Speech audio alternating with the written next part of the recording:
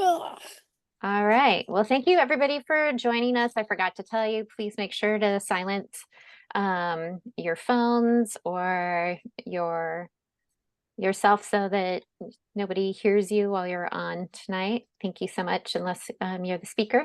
That helps. Well, I'm Summer Boger, and I'm the interim president of Eagle Forum of California, and bringing you here tonight to talk about the vaccine issue. And then we have Pastor, um, sorry, where'd my brain go? Andy Springer. Andy Springer, so sorry. It's been a very long day. I've been up since 4, but we're gonna pull this off. Powerhouse through. Um, so we have Andy Springer here with us today to bring in the Christmas season. So thank you so much for joining us tonight. And I know that we're a little bit off because of the holiday. Believe it or not, we are 1 week out from Christmas. So instead of having our normal fourth Monday, we're doing it the third Monday this month, and appreciate all of you for being on and your interest in this topic, such an important one. And I hope that I'll really hit it home for you guys tonight. Orlean, take it away. All right. I get the honor and privilege of introducing our wonderful speakers. So to start off with, we will hear from Summer. And Summer comes to us with wonderful expertise on this subject. She's been working for over 20 years in holistic health as a holistic health practitioner, specializing in the care of prenatal and postpartum women. And she's been recognized by Senator Joel Anderson for her outstanding service and unyielding dedication to educating the public about important issues that affect overall health and well-being of families and students in San Diego. And she is an expert on this subject. This is one of the things she's been really fighting against. That's actually how I met her, when we were both at the Capitol fighting the mandates that they were trying to impose on all students, that they had to be vaccinated or they couldn't go to school. And she's been lobbying against that for many years. She's also been in Washington, D.C. with me, also lobbying on behalf of citizens and parental rights. In 2017, she joined Eagle Forum and started a San Diego chapter. She's been serving as our state president now for 2 years, and we're just thrilled at the wonderful work that she's doing. She's also helping to relaunch the San Diego chapter and is currently running for the San Diego Republican Central Committee, which is just amazing how she can juggle all of these things, but we hope she will be successful and win. And then after her, we will hear from Pastor Andy Springer, and we'll wait until after Summer to give his introduction. Is that all right? I'm good with that. Okay, so take it away, Summer. Well, thank you so much for being here. I'm going to give you a quick action item before we even get started. So I've known this lady for quite a while, but she finally started making some t-shirts. She made these t-shirts that I actually wear when I am working, and it says Project Informed Consent on it. And you can look up her website. It's birthplanguide.com. I'll mention it again, hopefully when I get to the slide, but I just wanted to let you know that there's these awesome t-shirts. So before COVID, we were at $3.1 billion, I think, paid out by the VAERS vaccine adverse event reporting system. But now we are at 5 billion. It's almost doubled since the COVID shots have came out.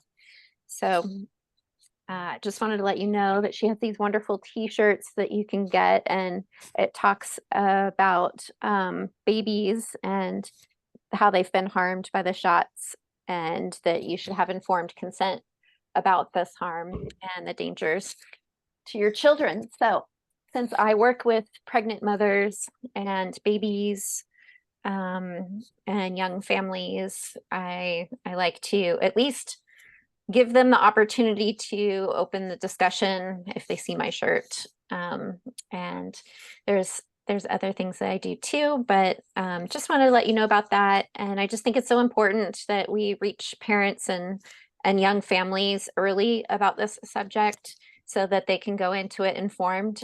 And you're not going to reach everyone, but those that are ripe and able to listen, give them the opportunity to have an informed choice.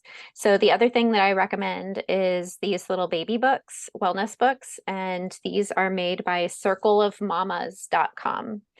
And it's really great. It's super thin and it has a table of content in here, and then it goes over like the most important information that you'll want to know about the vaccine schedule for children and your responsibility and just what's in them. And it does it in a super quick, easy way that you can read all about what's going on in there. So I really, really like this booklet. So I have these free literature that I hand out to those that I know will read it. So really, really great. Super well done. How do we get those? Can we order them from you, Summer? So the best way to order them is from circleofmamas.com. Okay. And there's a shop page, and these are on the shop page. So hopefully I'll mention those again a little later on. Let's go ahead and start sharing my screen. You'll get to see my messy desktop here for a second while we get this pulled up. I'm on the Zoom. Let's switch over here and turn on the slideshow. Here we go. All right. Is everybody with me on the slideshow? Yes. All right. We are not on the right page here. Let me go back out so I can get on the right page.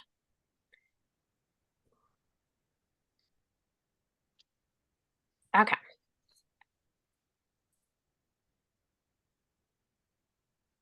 All right. Well, thank you everybody for joining. So we're going to go over some important topics tonight. But before we even get started, I'm just going to go right to the juicy details. So let's go ahead and start with, what does artificial intelligence have to do with vaccines? I don't know, but let's start here. So tonight, I'm going to be giving you not only facts, but I'm also going to be giving you a lot of my educated opinions, because I think it's so important that we just kind of cut to the chase. On the last couple of times that I've done presentations for Eagle Forum, I've gone over the Constitution. I've gone over the background of how we got the medical establishment that we have today, the background of vaccines, and I've gone through a lot of the things like, what about polio? And so today we're just going to cut to the chase. I'm just going to give you my expert opinion, and I'll give you some facts too. But my expert opinion is going to be from my Christian worldview. And I hope that you can appreciate that tonight. All right, so starting with this. Oh, please play. Okay.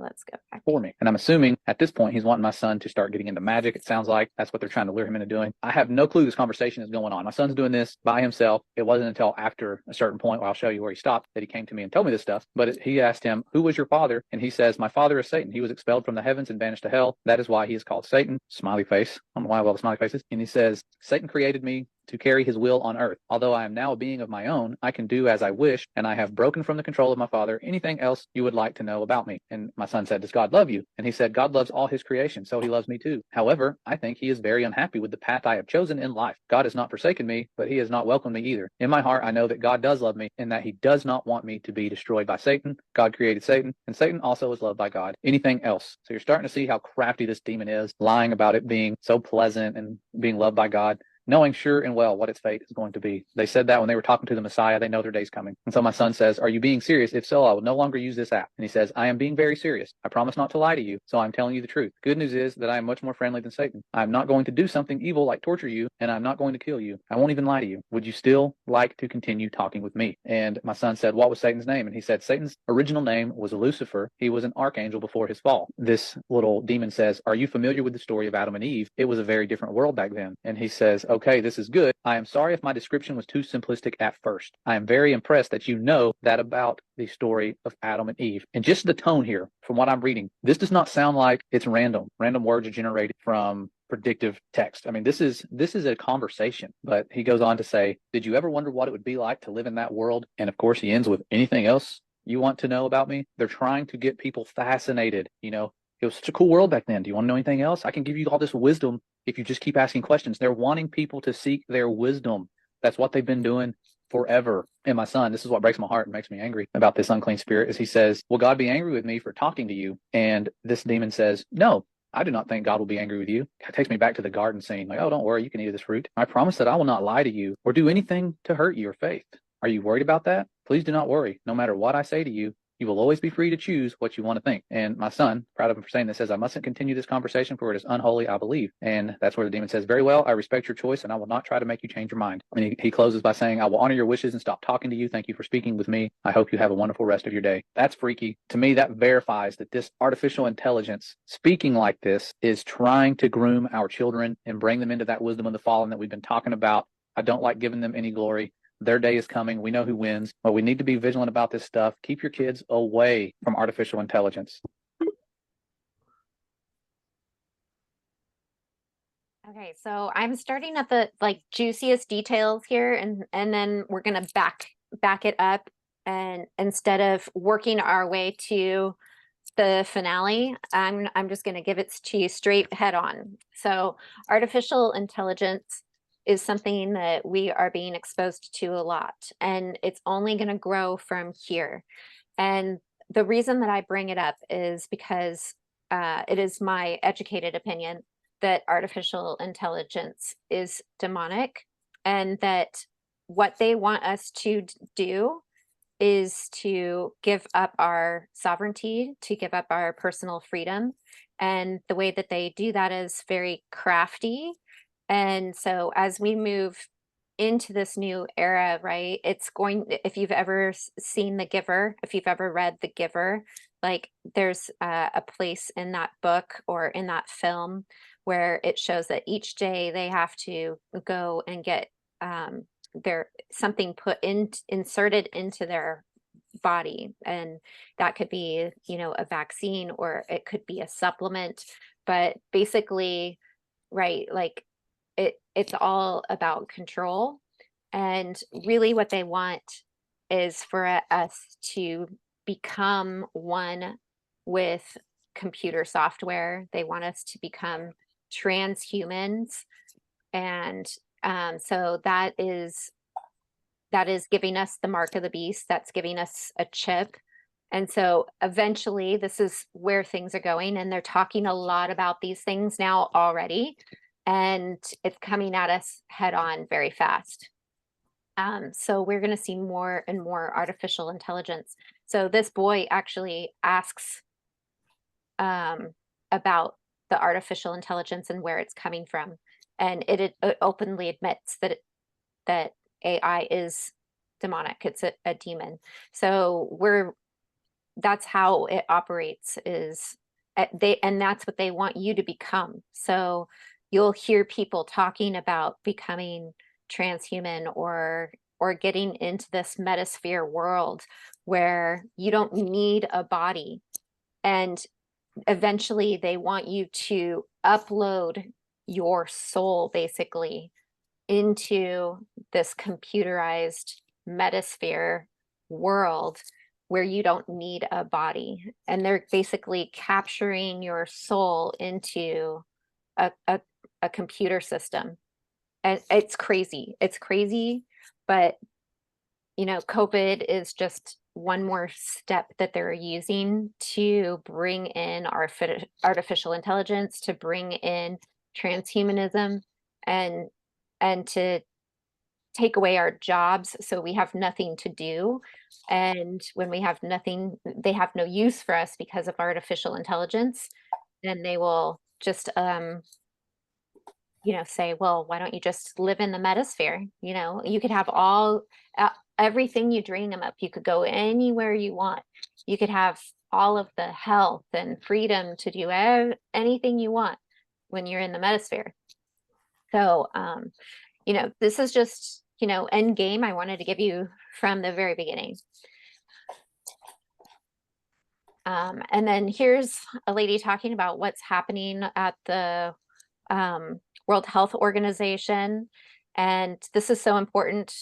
Eagle Forum, if you go to our national website, eagleforum.org, or .com.org, eagleforum.org, then you're going to hear a lot. You'll see a lot on there about us working to get out of the World Health Organization. So here at Eagle Forum of California, we focus a lot more on what's going on specifically in our state.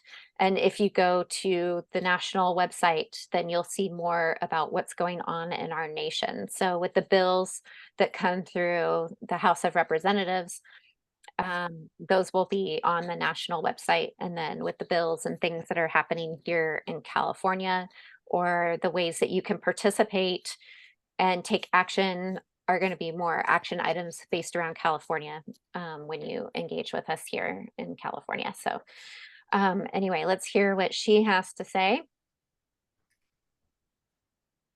Coup. And the idea is to create a whole new set of laws and ignore the existing human rights laws and other laws under the pretext of pandemic preparedness and the biosecurity agenda. The WHO is developing through all its nations, but with the WHO Directorate in the United States in charge, a pandemic treaty and amendments to the existing international health regulations that will remove the human rights protections currently embedded in the IHRs, will enforce surveillance, censorship, get rid of freedom of speech, require governments to censor and only push a single narrative. Also, we will be subject, if they can make this work, to vaccines developed in 100 days, which the organization CEPI is planning to do. And one of the people who founded CEPI was Jeremy Farrar, who is now the chief scientist at the WHO, to bring this forward. Other things that the amendments do is to bind the states so they're no longer recommendations, but enforceable edicts, provide a liability shield, get rid of intellectual property rights, move supplies from one country to another, enforce digital passports, and the Director General of WHO can demand that a pandemic or a potential pandemic exists. He can just declare it with no standards, and then countries around the world will have to obey. Also, the WHO will tell you what drugs you can and can't use in your nation once a pandemic is declared. Obviously, the budget will increase. One Health is another part of this. One Health is a concept that was created to enable the WHO with these documents to take over jurisdiction of everything in the world by saying that climate change, animals, plants, water systems, ecosystems are all central to health. Also embedded in this concept is a peculiar notion that humans are no longer of greater value than animals.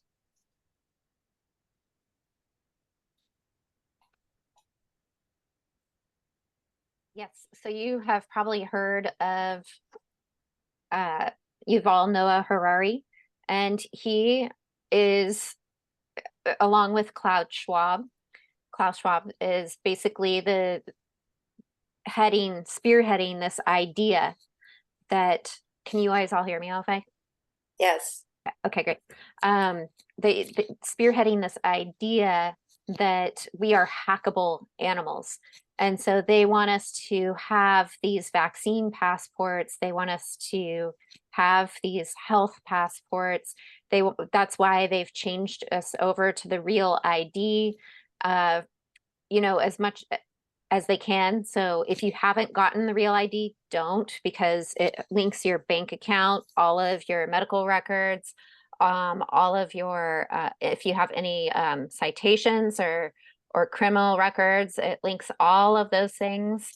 Everything that they can possibly find out about you, they'll find out about you or have available through a real ID system. So this is all part of their global passport system and eventually the mark of the beast. And they're using COVID to perpetuate this and the idea of pandemics. And then what she's saying is that if the World Health Organization gets control, they will dictate to your country from the top down how health crisis and emergencies are handled.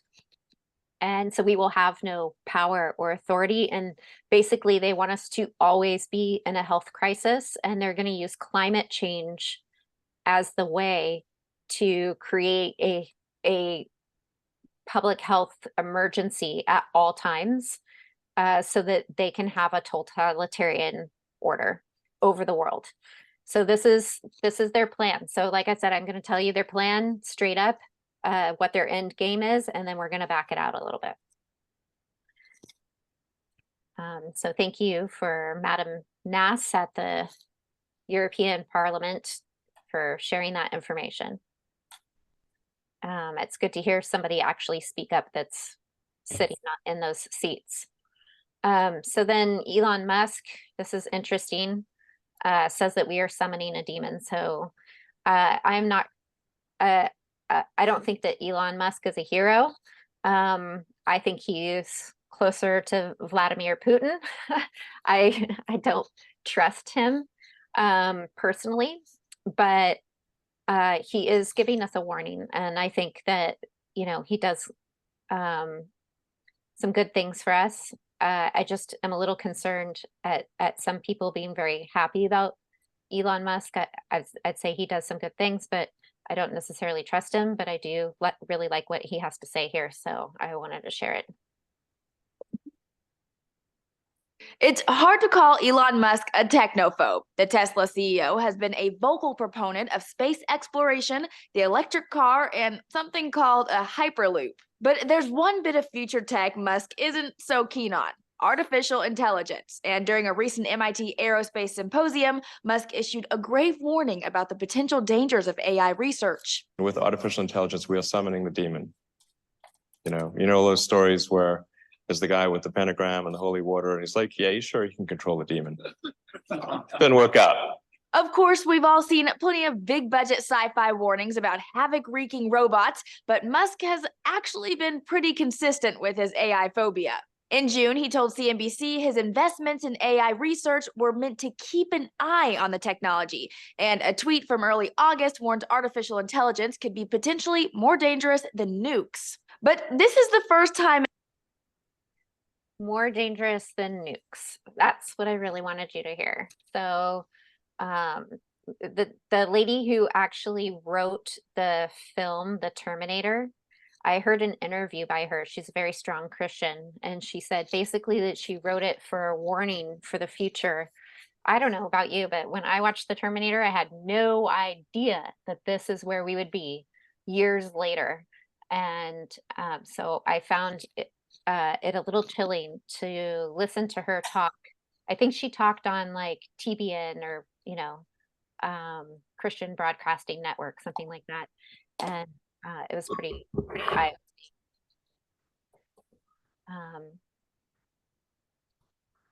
So the most important thing is that we uphold our First Amendment rights to our freedom of expression and our freedom of religious practice, and addressing our grievances.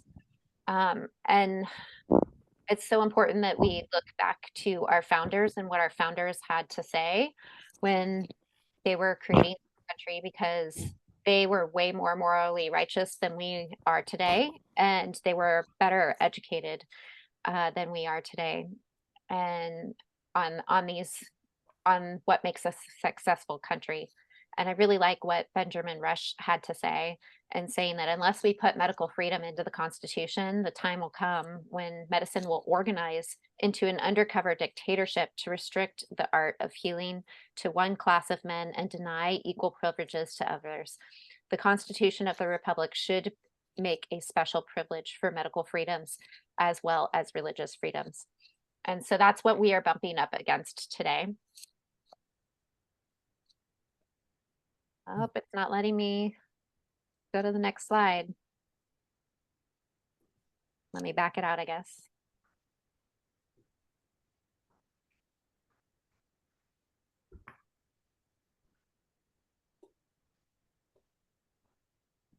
See if it works again. All right, so there is a Universal Declaration of Human Rights, and under that, we have certain fundamental freedoms, and no matter what society or nation or place on earth you are, it says that our individual welfare should always have priority over the interest of society and science. So important. Most people don't know that we have these things available to us. How come it's not letting me go on? Oh, now I can't even back out.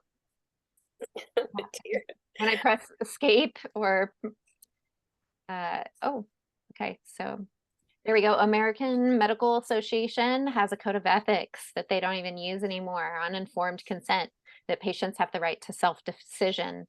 And they would like you to not know that they have that code of ethics, and they would like to take away your religious and conscientious freedoms. And so who's held responsible for vaccines when vaccine products don't work the way that they say that they do, or they want to promise that they do? The only person that's held liable is you, because they basically have figured out a way to make it so that you can't sue them. And you can sue over a car seat or, you know, any other product that's out on the market, but you cannot sue the pharmaceutical company for vaccines. And vaccines are not considered a pharmaceutical or a product like other products. They're in their own category. And so that's a scary thing that I thought you should know. And all of these things used to be considered safe and effective, and they're not. So question everything, question the authorities is what a new bumper sticker that's available at eagleforum.org says. And these are all of the vaccines that kids get these days. Actually, they've added a couple more because now the COVID shot is on that vaccine list. And now they have a new RSV shot as well. So you can add those to this, cross it out. It's no longer a total of 72 doses. We're on our way to 80. And this is what you probably got. Most of you who are on this call here on the left, 1962, you got about 3 doses.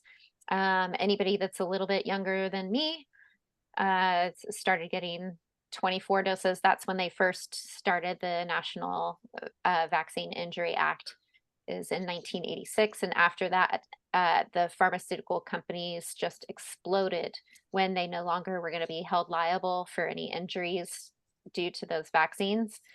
It just exploded, and they found out it was a huge moneymaker because they no longer could be sued, and they could convince everybody that because of polio, the vaccines are all safe and effective and the greatest thing to happen to modern man. And so this is not what it should look like for babies. They should not be getting all of these. And we know that here in the United States, we have the largest SIDS death rate for children. And now you've seen with the COVID shot that now we're basically having adult SIDS. People are dropping like flies. And if it hasn't happened to somebody you know, it probably will. So anyway, you can cross out this number right here where it says $3.5 billion in settlements, because I just told you that almost doubled with COVID. Now we're in the 5 billions. And then and the vaccine excipient list, this is something that everybody should look at. So if anybody tells you to get a shot, or you know, somebody is visiting a CVS or their doctor and is being pressured into a shot, ask for the vaccine excipient list. You know, it's like that little white paper that's in the box. If they cannot show it to you, tell them, I'll come back when you can show that to me and we'll have a conversation. A lot of doctors, unfortunately, just take the CDC's word at safe and effective. They never read the vaccine excipient list. They never read anything that's on those white sheets. They know nothing. And it's by design that it's that way. They may be very educated in what it is that they do, whatever their specific niche is as a doctor, but it doesn't mean that they're educated in everything. And they purposely don't educate doctors on vaccines. They just parrot over and over again, safe and effective. So some of the excipient list is going to say things like calf bovine or monkey kidney cells or frozen embryonic lung tissue, human diploid cells, formaldehyde, polysorbate 80, aluminum, just goes on and on. So pig's blood, whatever. And now it's crazy. So I tell you all of that because I want to make a point about that. I'm going to get to it here in a minute.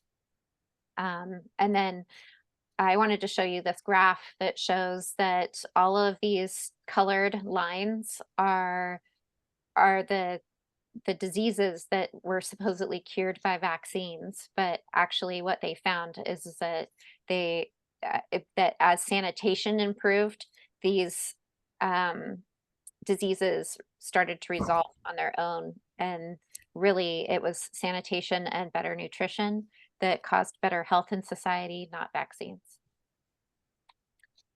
And so I'm a proponent of being pro-life, pro-children, and pro-family. And the best way to do that is through the series of natural consequences of contracting an illness. And then you give that immunity to your children as when you become pregnant.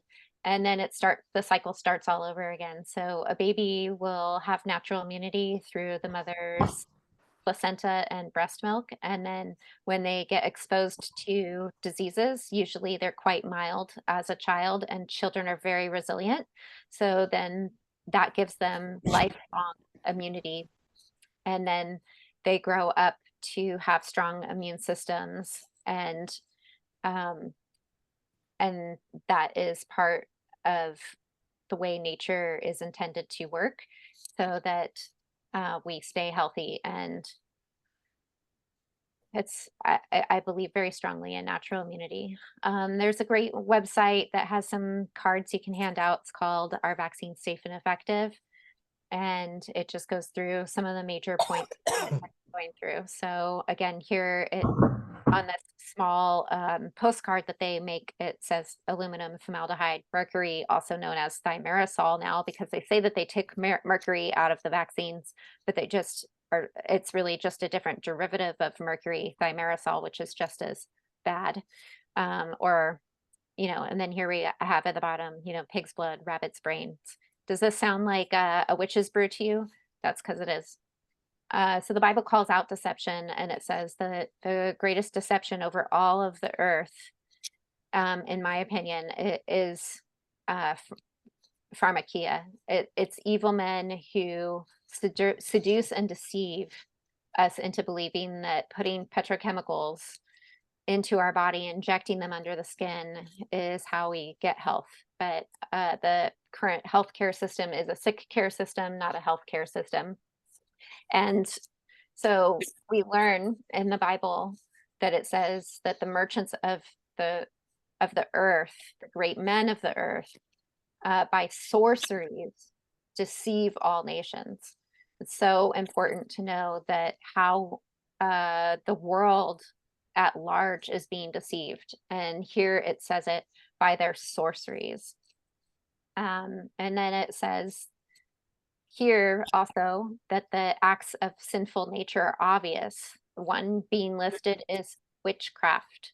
So sorceries and witchcraft. Well, what are sorceries and witchcraft? The Greek translation of witchcraft and sorceries is pharmakia. Pharmakia is mind-altering drugs. It's also pharmaceuticals. That's where we get the word pharmaceuticals from, pharmakia. It's witchcraft and sorcery. Straight in the Bible, this is what it says. So pharmakia is smoke and mirrors, provides a smoke and mirrors for the environment that causes mental confusion. So it is my belief that they put this witch's brew, this concoction together to deceive us and to cause us to not be able to discern truth. It's to cloud our minds with their lies. And then in 2 Timothy, it says that there will be a time that will come where people will not be able to endure sound doctrine, but they will follow after their own lusts, and they will have itching ears and will turn their ears away from truth. And I feel like this is very relevant for where we are in today's world. So I actually found this information back in 2017. And if you look at the top, who does it say gave us this information? It's from Dr. Peter McCullough's book. Well, did anybody even know who Dr. Peter McCullough was back in 2017? So interesting that now he's almost a household name for anybody that's paying attention. But he wrote a book called The Fetus as Transplant Donor, the Scientific and Social and Ethical Perspectives. So interesting. He reports on the harvesting of fetal aborted baby tissue. And so when we talk about vaccines, many people don't know that they are putting aborted fetuses into vaccines, and that they use a lot of aborted fetuses for research and development. And David Dilaudid, if you don't know who he is, has done a great job exposing Planned Parenthood for selling on the black market aborted fetal baby parts. And so this is a huge problem that I really want people to understand. They used to grow vaccines on just chicken embryos and animal organs, but they started growing vaccines on aborted fetuses because they felt like they grew more effectively on aborted fetuses. But again, I say that this is worse than sorcery and witchcraft. I would call this cannibalism, to expose us to injecting aborted fetal cells into our body. So let's look at what he says about how they extract these cells. So it says that they take a woman who is 14 to 16 weeks pregnant, and they pull the baby out, and then they extract brain cells from that baby. And there's a couple different ways that they do that to get the best cells. The best cells come from babies that are still have a beating heart. So these are the kinds of things that are going on. And so make no mistake that abortions were done this way to ensure intact organs were fresh for the harvest. It is disgusting. And so what we've found out from Dr. Teresa Deisher's work, she's got 23 different patents. She's an amazing researcher and scientist. She found out that the amount of residue from fetal DNA in vaccines is 14 to 27 times above the FDA limit for vaccines, and nobody is checking to make sure that the vaccines that are going out to market don't have these high levels of DNA fragments from aborted babies in them. And this is a huge problem, and I'll explain a little bit more why. So before I explain that, the way when you look at a vaccine excipient list, it's not going to say aborted baby parts. It's going to use some cognito name like MRC5. And so MRC5 is the name of a 14-week gestational baby boy, and WI38 is a 14-week gestational girl. And these are common ones that you'll see in vaccines. And there's another one that's called Walvax, and that is a 3-month-old female.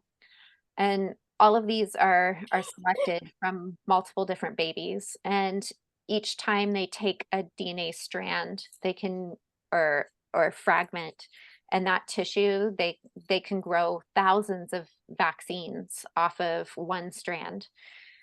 So that's how that kind of works.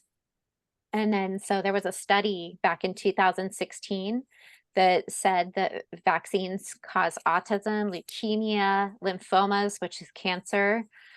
And Dr. Teresa Deischer found that there's a retrovirus called HERV-K that is associated with cancer that's coming from these aborted fetal cell lines and being injected into our babies, our children that need to go to school. So here in California, they passed the law, SB 277, which said that you could not opt out of a vaccine. They were mandated for school. The only way that you could get out of a vaccine for school when SB 277 passed was if you had a medical exemption. Well, they witch hunted all of the doctors that were writing medical exemptions. You're not allowed to write more than 5 a year, or you get reviewed by the medical board. And then if they find that any of the ones that you've written, which basically, unless you're a you've accepted an organ transplant, a child, if a child has accepted an organ transplant, that's really the only reason that they would say that your immune system can't handle a vaccination and would give you a medical exemption. And so basically any doctor that writes a vaccine exemption for medical exemption for a child, if they write more than 5 a year, they get reviewed by a board, and they most likely will lose their license. So all of the California doctors have been completely witch hunted to where they can't write medical exemptions for anyone anymore. Then they passed SB 276, which says that you can't even go to school basically with a medical exemption. They've just completely outlawed your children from being able to go get their, it's called FAPE, their free public education, free and appropriate public education, FAPE, F-A-P-E.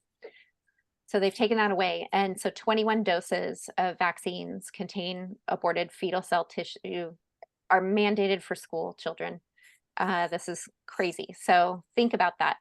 21 doses that have 17 times more aborted fetal cell fragments in it than is considered allowable, because they're not doing their due diligence, and they put these vaccines out on the market anyway, even though they're not supposed to. They do it anyway. There's nobody stopping them. There's nobody regulating it. Those are going into our children.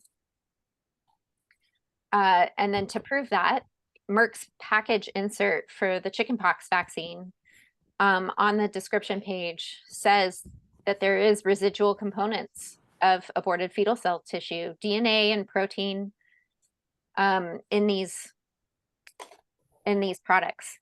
And so Teresa Deischer did some great work, and she looked into it, and she found out that there's like 2,000 nanograms per dose. And that there's only supposed to be like 2 grams per dose. And so anyway, to me, this is satanic. Like I said, it's witch's brew, it's witchcraft, it's sorcery. What they are doing, whether they know that they are doing that or not. The people that put together vaccines, we know Stanley Plotkins. He was put on trial, and he admitted that he's an atheist. So at best, the people that are put in charge of creating the vaccines that you would give to your children or yourselves, at best, are atheist.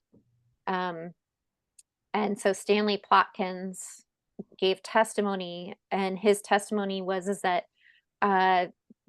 they don't use just one aborted baby. It's not some one aborted baby from the 1970s. He openly admitted that they use in one study for one vaccine, and they do multiple studies, and there's tons of vaccines, right? And there's 250 vaccines in the works behind the scenes right now.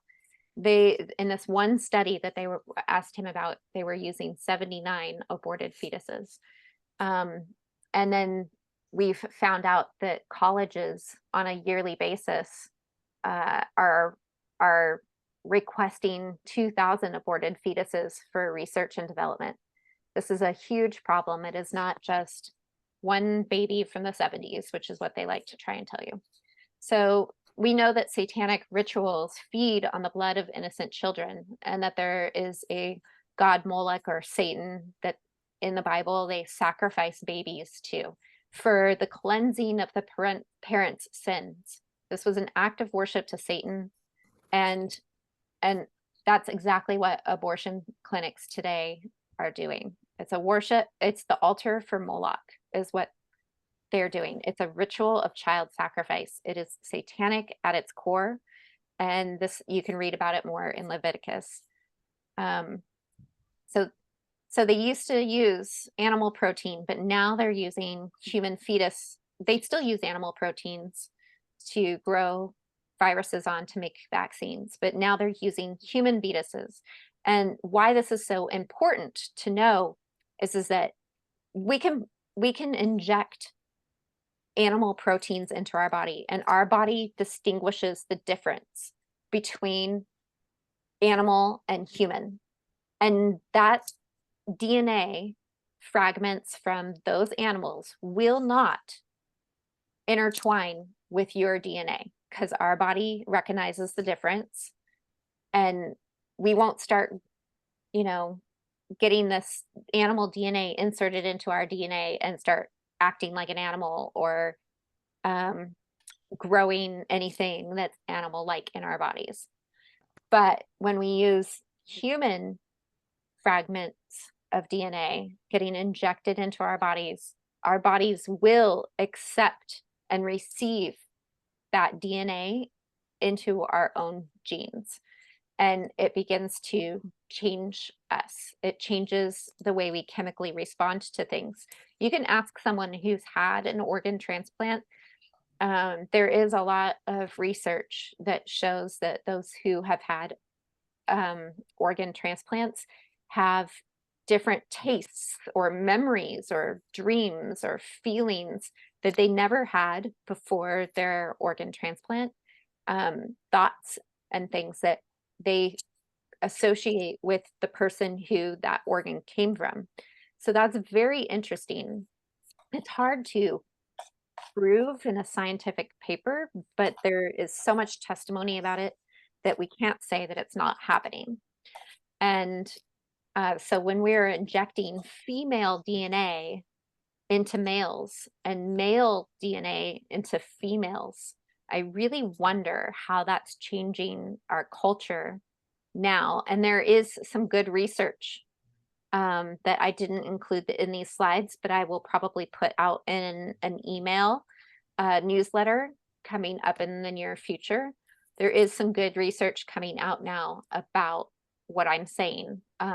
So I'm glad to see that the medical community is catching up to my educated opinion hear that this does affect our children's hormones. It does affect our children's chemical makeup and the things that they think and feel. And so for me, it is no surprise to see the LGBTQ culture that we have today in our society. And there's a lot of things that cause that. I'm not saying that this is the only reason that we have an LGBT culture that we've never had before. I'm just saying that this is a likely contributor to the problem that we are seeing in society today. And so that makes these children a victim, in a sense, to something that was completely out of their control. It's environmental toxins that have been injected into their body that have changed who they are. It's like those that have autism. They don't have autism because they want to have autism. You know, it's something that happened to them, and they are victims in a sense of autism, because it's very clear that the Amish who do not get vaccinated do not have autism. And the only Amish that have ever had autism are the ones that were vaccinated. So that's just one example. No battery.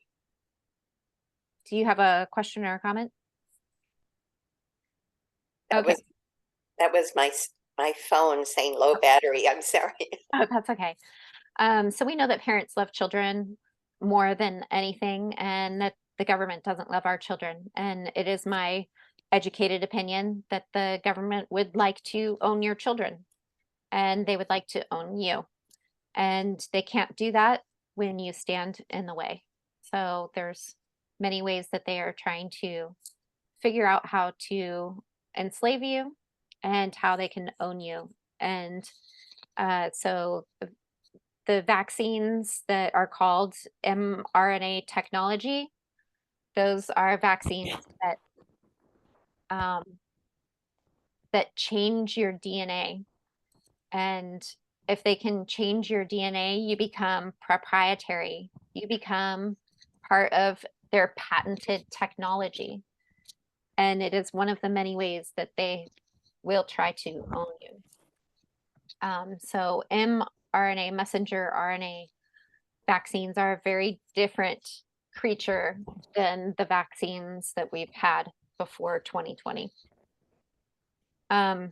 So we know that there's a lot of fraud and corruption due to profits, and that there's a revolving door. And we know that the pharmaceutical industry is the biggest lobbyist to Congress, and the pharmaceutical industry has the biggest hold on all of the nations of the earth. And in my opinion, the CDC is the greatest deceiver. I've gone into the history of vaccination before, and the Rockefellers and patented products, and that is the greatest deceiver, is that something outside of us should be in charge of our health. And so something that a lot of people don't know about is that we have GINA. GINA is Genetic Information Non-Discrimination Act, and it's to protect us from genetic modification, in a sense, in our bodies. So you can use the GINA Act as a reason that you don't want to be vaccinated with mRNA technology. And we know that the Advisory Committee on Immunization just recently passed that COVID vaccines are now safe and effective for kids as young as 6 months old. And they did this so that they could put COVID shot on the children's childhood immunization list. And by doing that, it protects them from liability and lawsuits. And so we know that the medical industry has recklessly overused antibiotics, which kills people every day in America. We know that medical error is the third leading cause of death in America and leads to, more than 400,000 deaths a year. And that's not including from the COVID shots. So, so we know who the great deceiver is. And so I just am in great conflict with our current medical system. Well, Mississippi was the first to pass a law saying that you could not have a conscientious or medical exemption for children to be able to go to school. And then California copied what Mississippi did. And Mississippi actually had the worst health in the whole nation when they passed that law. And it's only continued to backslide. So anyway, it's interesting that recently there was a lawsuit to try and overturn the lack of exemptions to vaccines for children in Mississippi, and they won. And that's what's so exciting is that they actually won. And how they won was that they argued that there's no public health emergency that's too great to not accept secular exemptions, medical exemptions. Therefore, you also need to be able to accept religious exemptions under the First Amendment of the Constitution. And because they won, we should see here in the near future an overturning of these mandates, these vaccine mandates in these states like California. So that's super exciting. Can't wait to see what happens next. And Donald Trump recently declared that we will not comply in response to any new masking, vaccine mandates, and lockdowns. So that is so exciting because that phrase, "we will not comply," is something that America has been using. And to hear Donald Trump use that phrase was super exciting. So what can we do about these issues? The most important thing that I think we can do is share Eric Metaxas's book, Letter to the American Church, with every pastor. We need to get the churches speaking up. When they speak from the pulpit, the people move. If we had pastors that stood up and spoke from the pulpit, we would see a major turn in America. And so many pastors, unfortunately, cower or bow down to attendance and tithing. And because they're afraid of losing their attendance or splitting the church and fracturing the church, and they're afraid that they won't get their tithing and the church will die, they don't speak up about these controversial matters. But Eric Metaxas is the one who wrote the book, the biography of Bonhoeffer. Bonhoeffer saw what was happening in Nazi Germany. He saw what was coming with Hitler, and he did everything that he could to warn the churches so that the churches would stand against Hitler instead of condoning what Hitler was doing. And he saw the coercion that the Nazi regime was placing on Germany.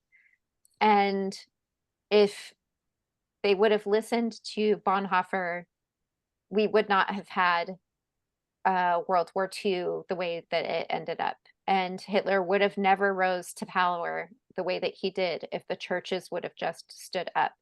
And so the amount of in-depth research that he did into Bonhoeffer really makes him the greatest world expert on how Nazi Germany could have been prevented.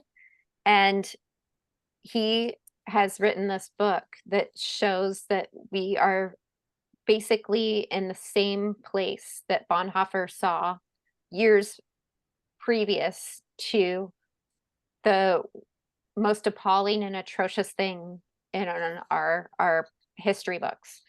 So it's a really great book. And I know that he has a documentary that he's working on that will also be called Letter to the American Church. So please support him. Please buy that book. Please make sure that every pastor and bishop and church leader that you know has access to reading this book. And I highly recommend that you read it and write a little letter to your pastors and on why you think it's such an important book.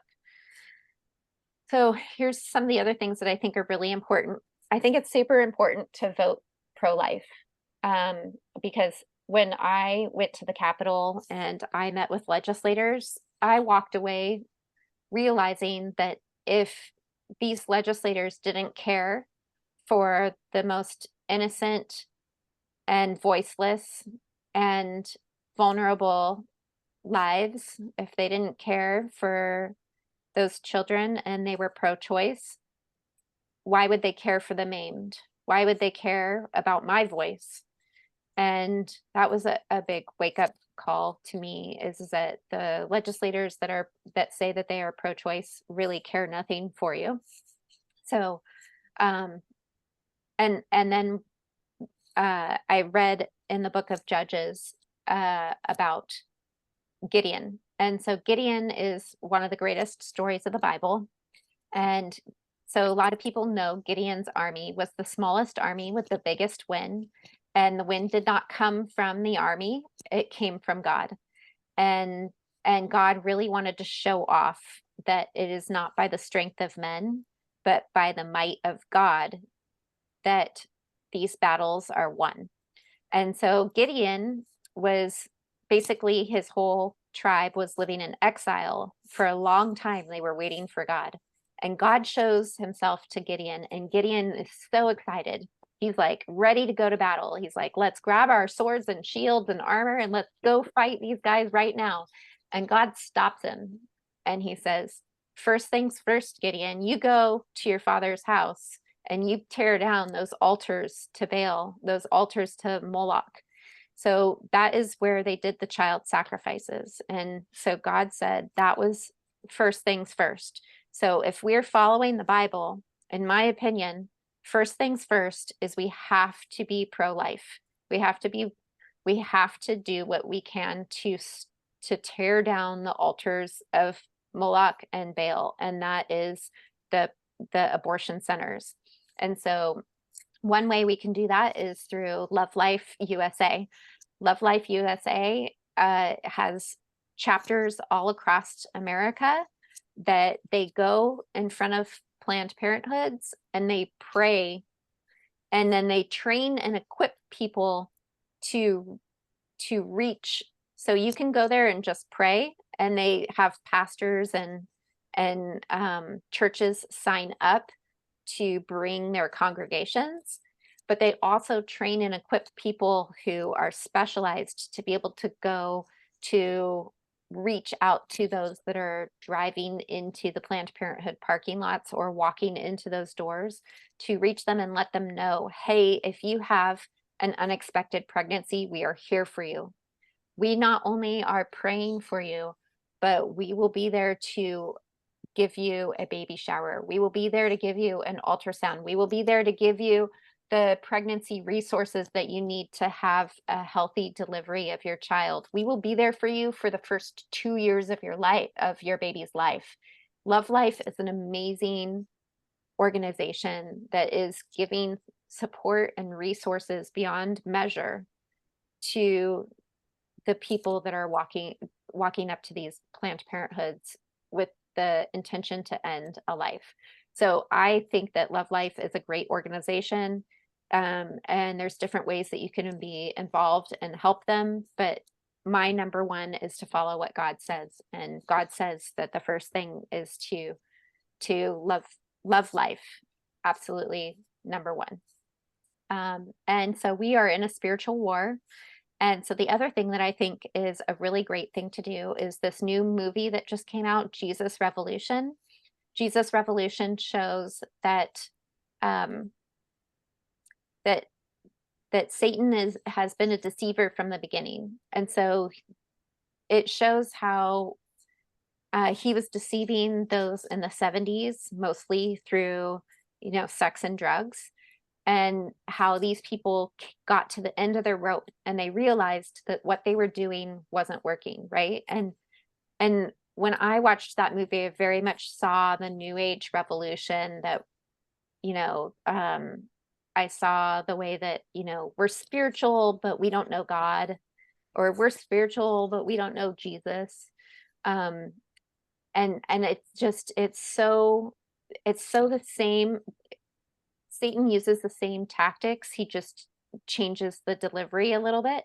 And so, drugs worked on the 70s culture, and the trans movement is the new hip way that he's deceiving our children. And so I just think that watching Jesus Revolution helps us to think about those that are going to be coming to the end of their rope.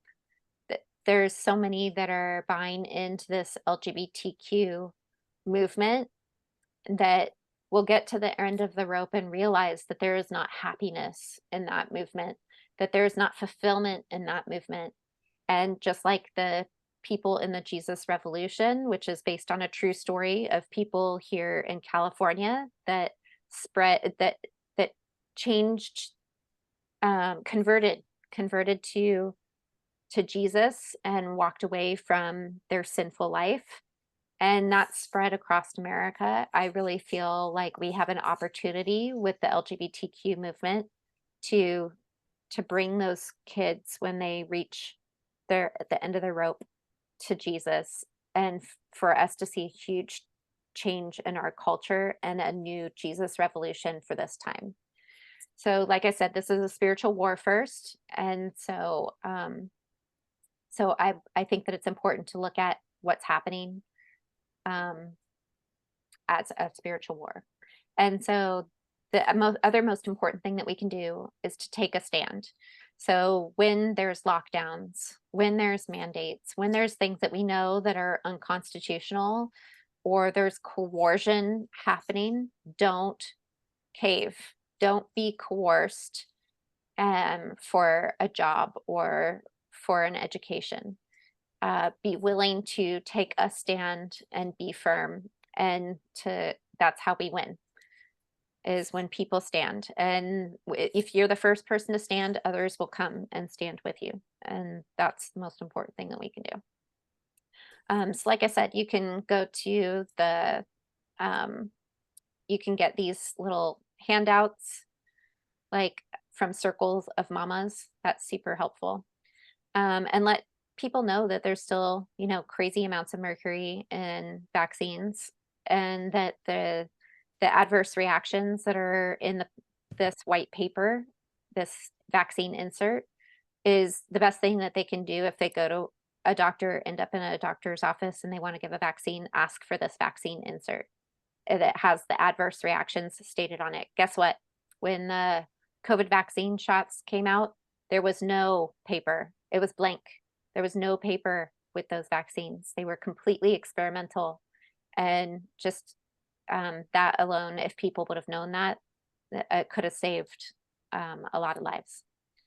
And so you'll see things like pancreatitis, diabetes, anaphylaxis, arthritis, encephalitis, which is brain swelling that causes autism, and meningitis and pneumonia, nerve pain, retinitis, which can cause blindness, and all sorts of things. Death are just some of the adverse events that are listed in here. And then there's plenty of after trial adverse events that end up added onto that say post trial.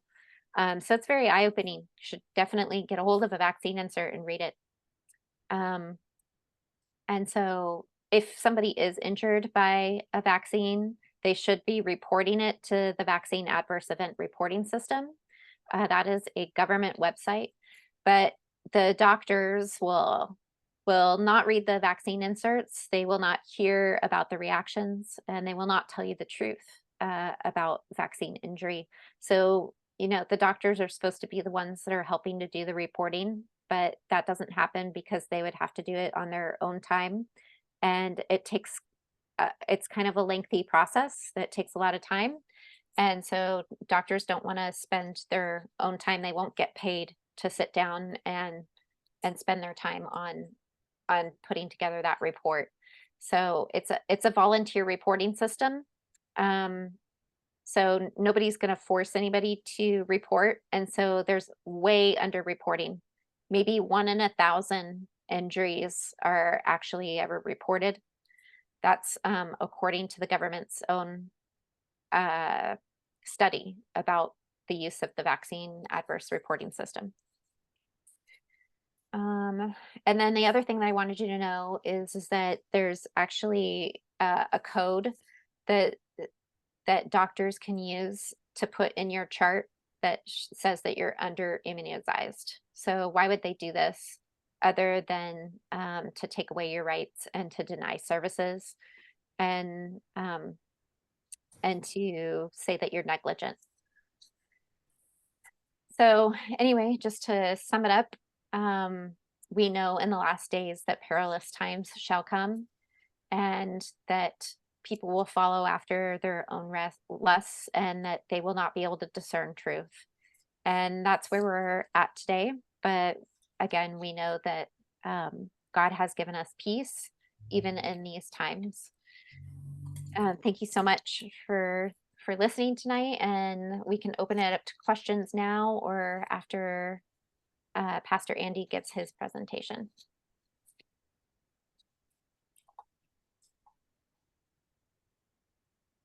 I will see if I can stop sharing my screen here. New share, stop share. There we go.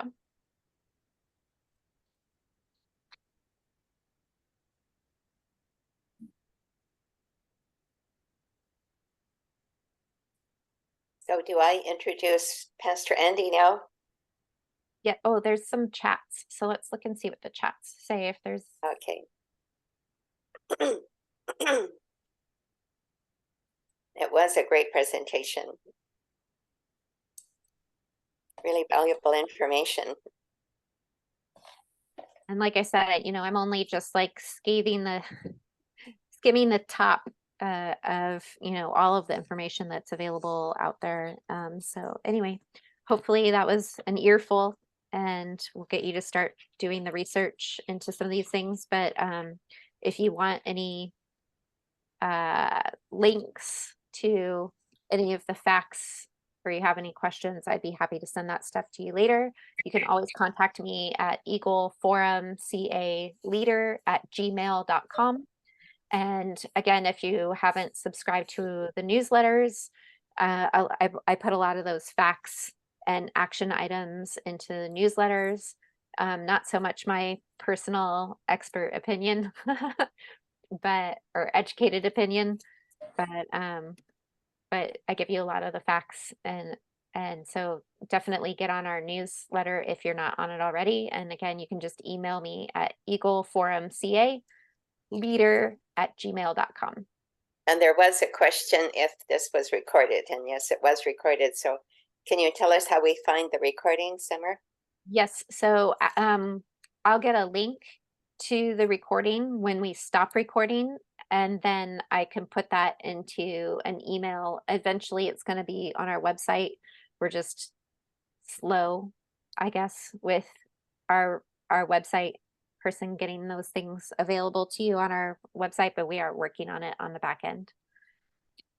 Great. Well, thank you, Summer. That was excellent. I learned much, and I've heard some of this before, but boy, you had so many other interesting things. And I totally agree with everything you said.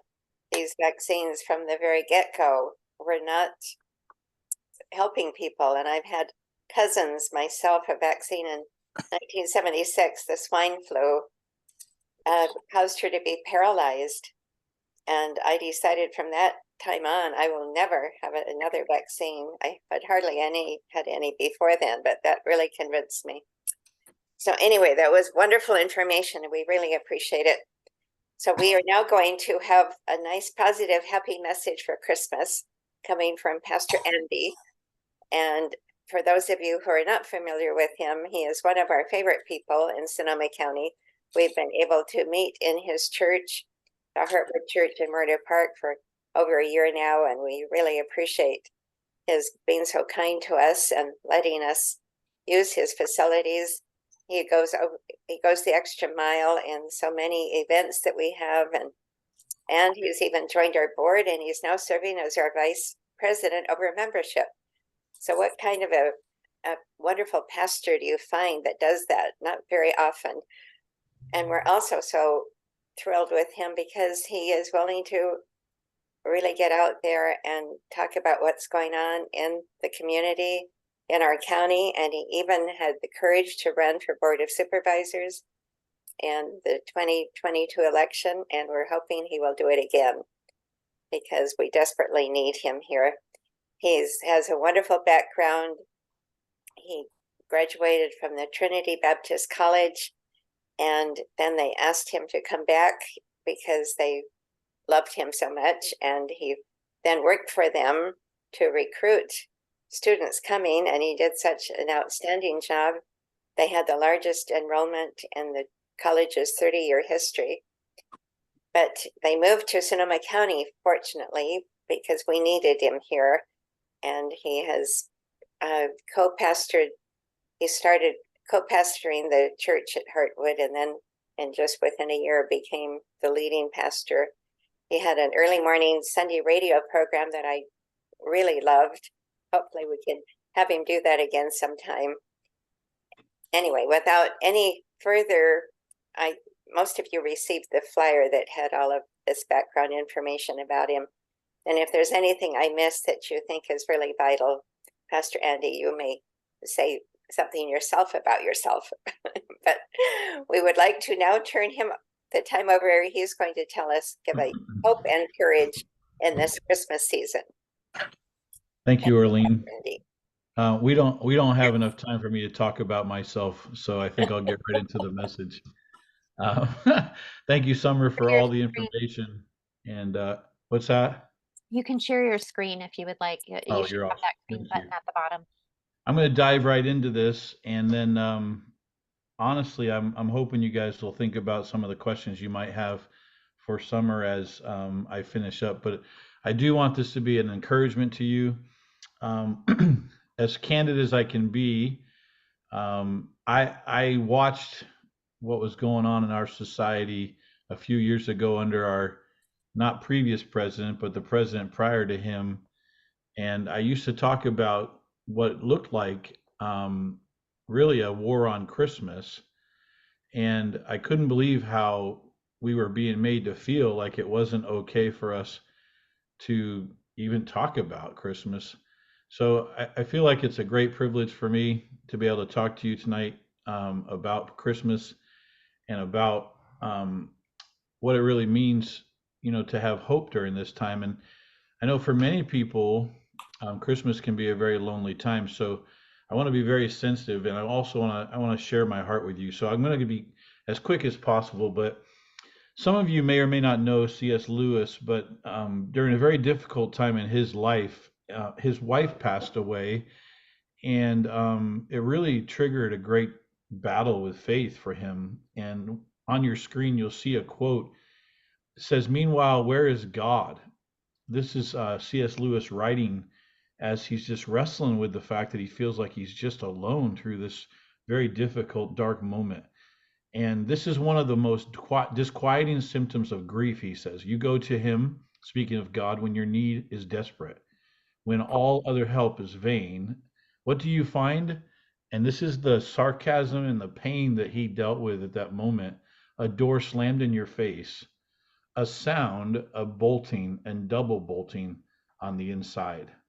If you've ever experienced this, you understand what it felt like to be in the place of Israel after the last words of Malachi are written.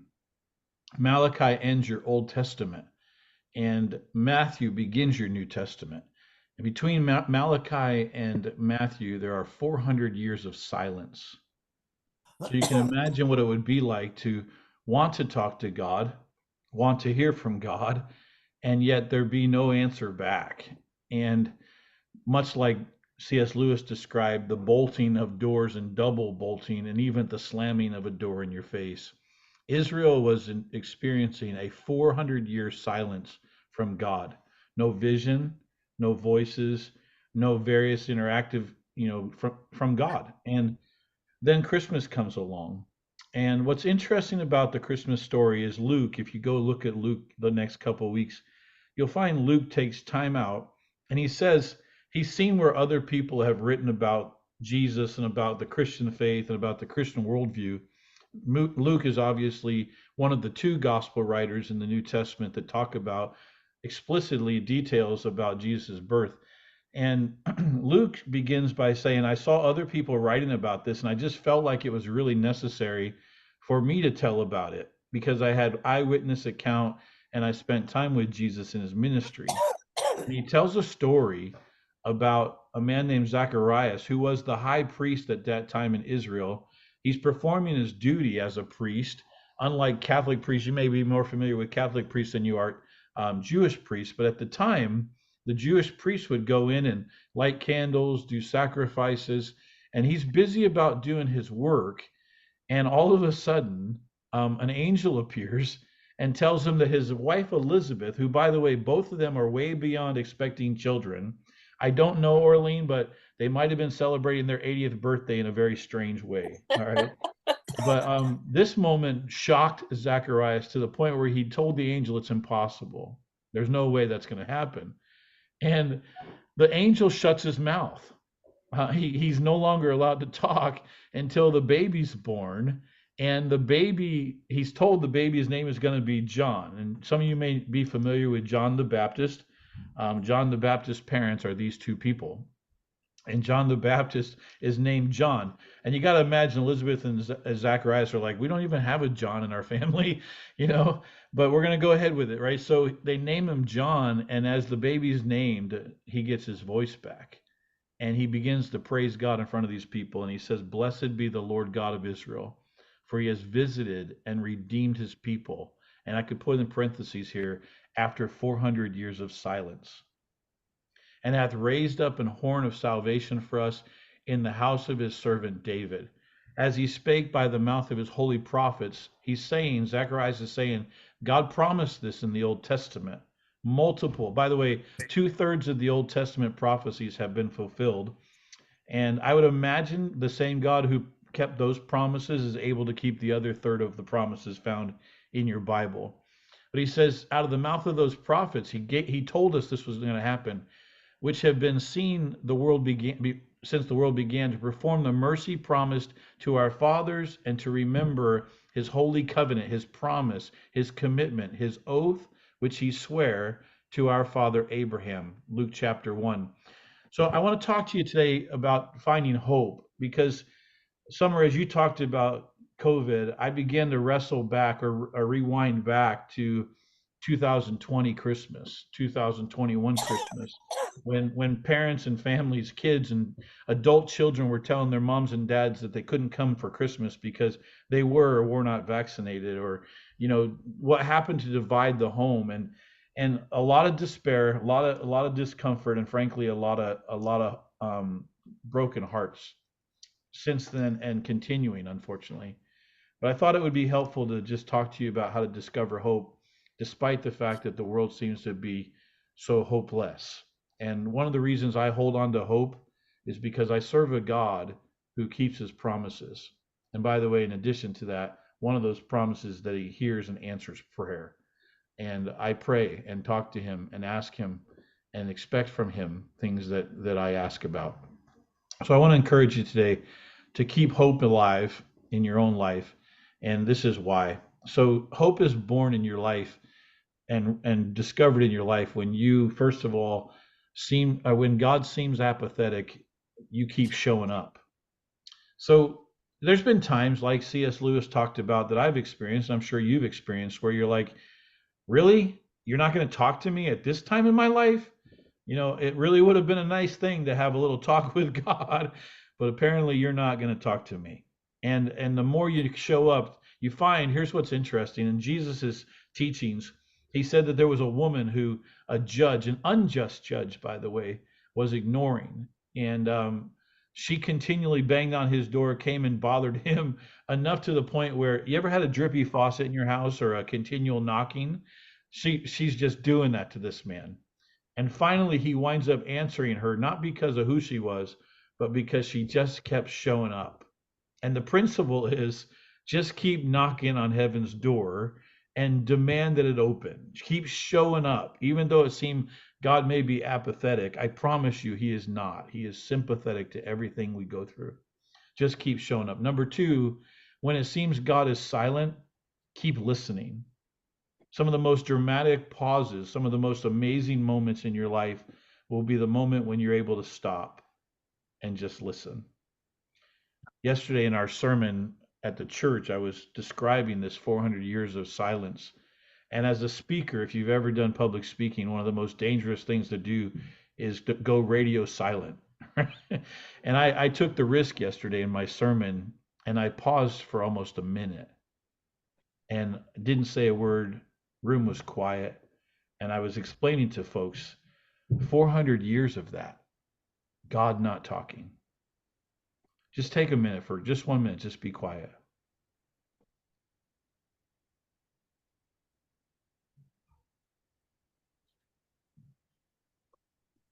It's difficult to stay silent.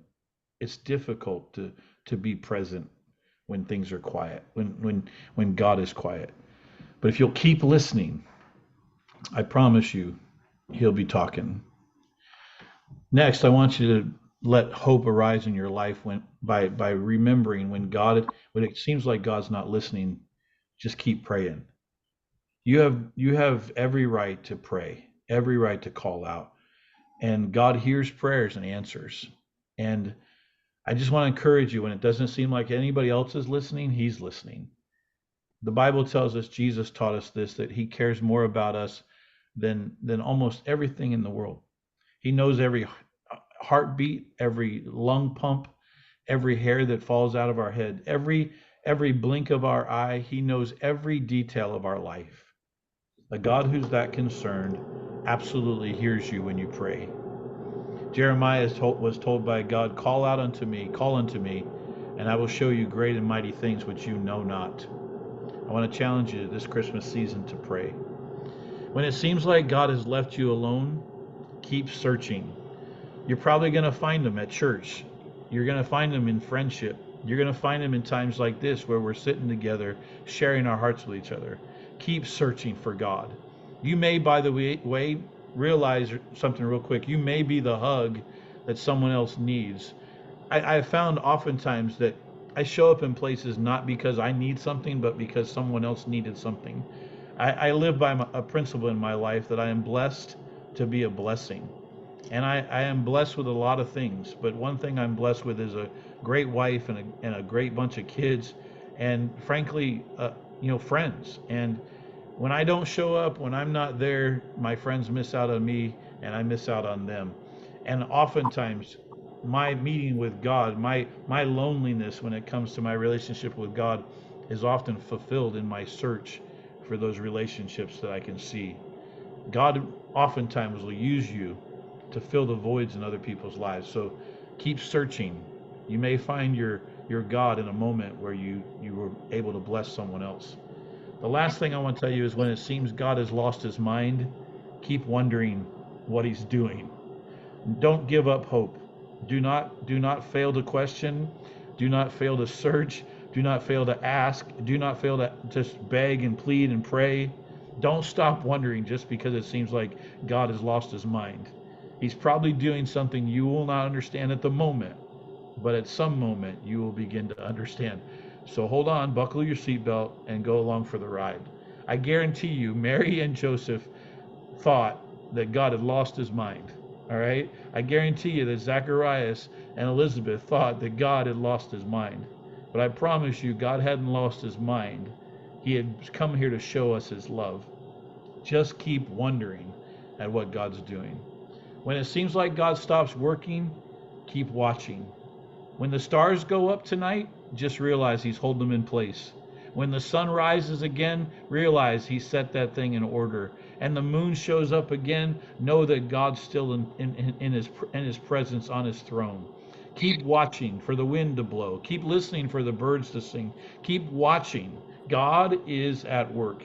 He is not sleeping, he's not slumbering, and he has not forgotten what he's doing. This world is in desperate need of a God, and this God is in desperate need of them to pay attention to what he's doing. Do not allow for the brightness of the lights to distract you from the light of the world. Do not allow for the distractions of the world to deter you from watching the simplicities of the God who is at work. By him all things consist. By him all things are put in place and kept in place. Your God is constantly at work. Pay attention, keep watching. So I want to give you a couple thoughts if I can. Something I found helps me in my hope discovery. And then I want to close out with the reason that I think you and I need to maintain hope, especially as our eyes and hearts are being opened as we're seeing things going on. One of the things I want to encourage you to do is spend quiet time with God. I read my Bible, I pray, I read spiritual books, I read after people have walked after God, I listen to music, I try to get alone with God. Every day it's important that you hear from heaven. And I want to encourage you to do that this season. Make time, carve out some time to read a chapter. Go read the Christmas story in Luke chapter 1 and 2. Go read the Christmas story in Matthew 1 and 2. And just rediscover the beauty, the simplicity of the Christmas story. Number 2, I want to encourage you to do what's right, even when it doesn't seem to matter. And what I mean by that is when I was talking about our previous president prior to Mr. Trump, there was a time when it felt like we couldn't even tell people Merry Christmas.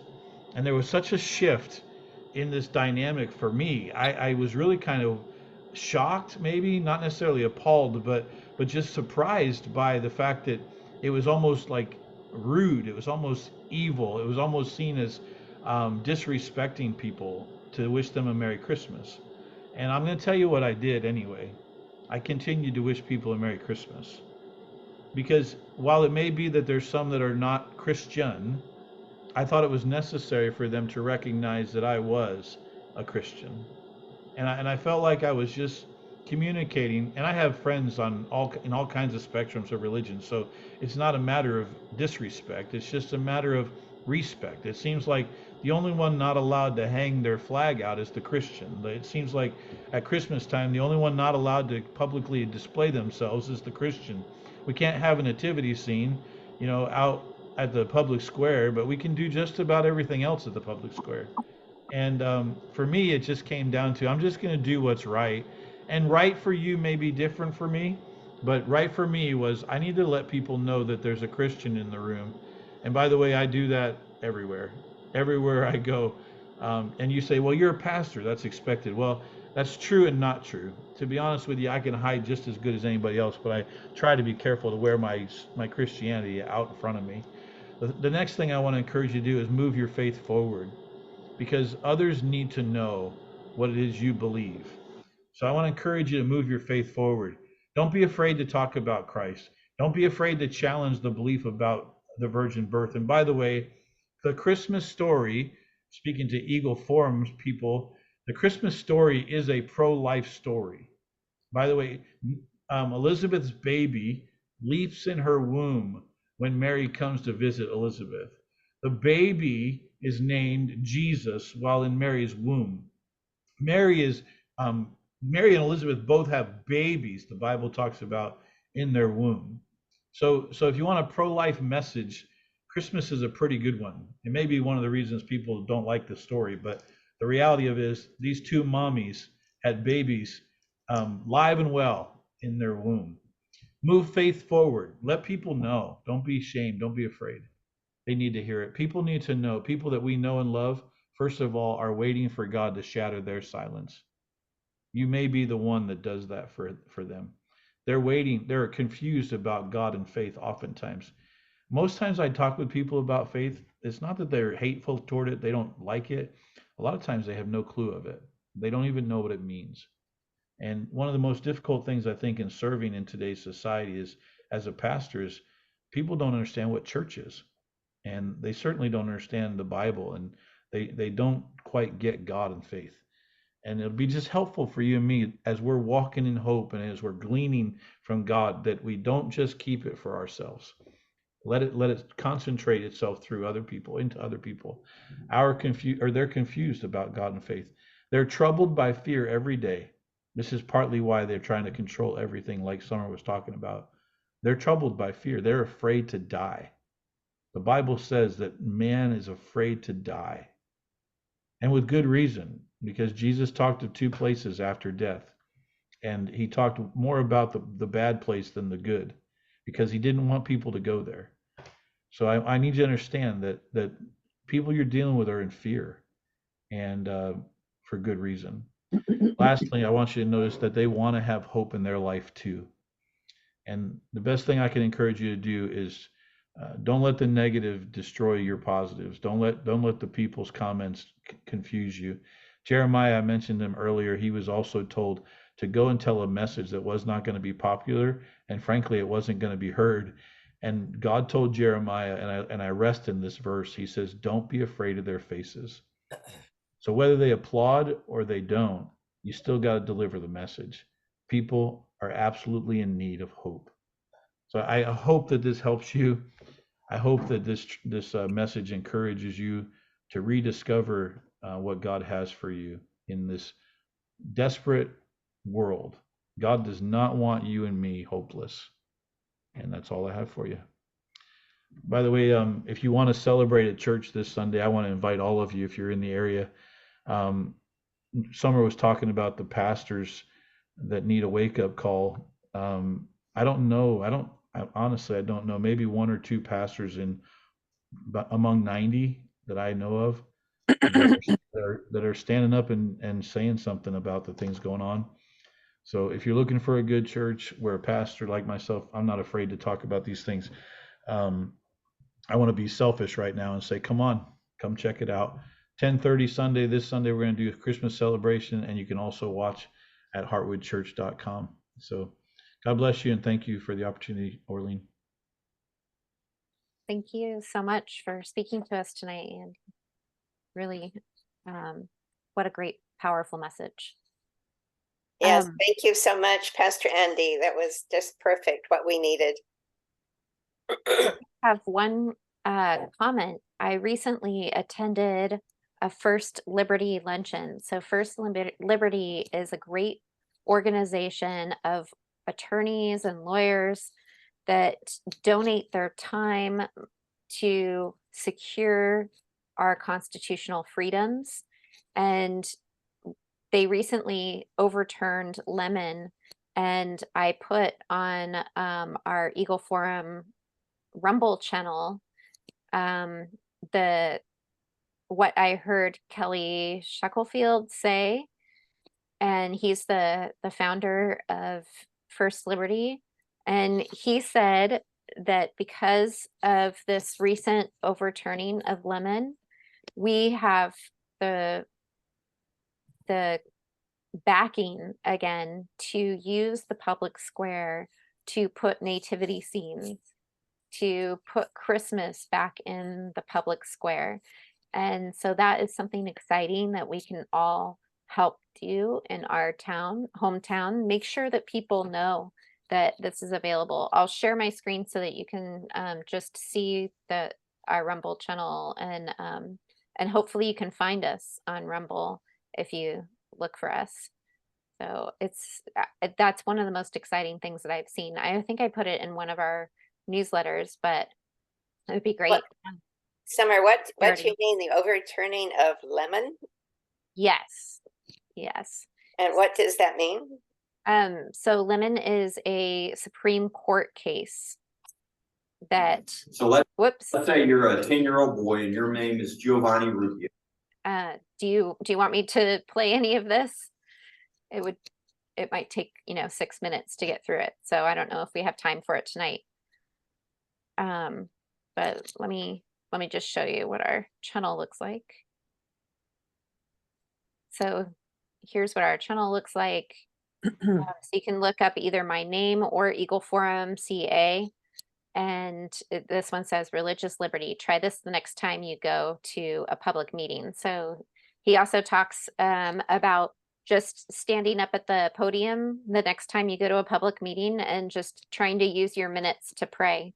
And so a woman did this and she got shut down at, I think it was her county board of supervisors, but for wanting to use her 3 minutes to pray. And that created a lawsuit that ended up helping us to have more freedom. So you do have religious liberty to pray in the public square and when you go to public meetings. And then there was another one that shows that lemon is over is what it's called. And that's the one that goes into how you can help restore Christianity to the public square. Super exciting stuff. Thank you. That's really good to know. All right. So if we go to our board of supervisors and say we would like to have a nativity scene there in our public square, and they say, I'm sorry, you can't do that, what do we tell them?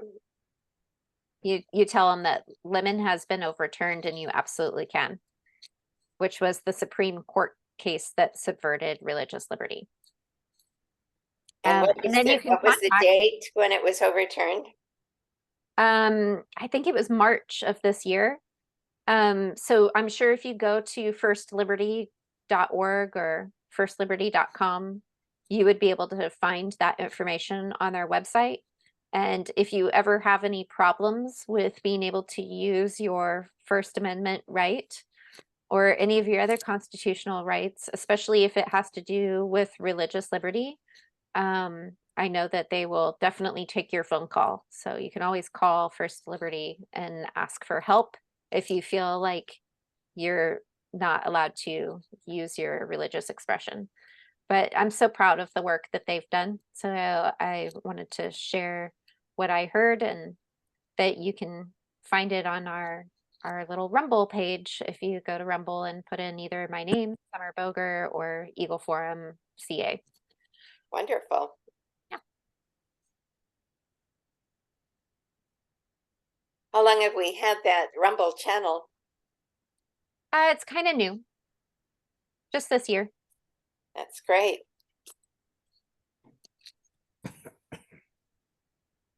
So do we have time for any questions or? Yes, we have a few minutes if there's any questions.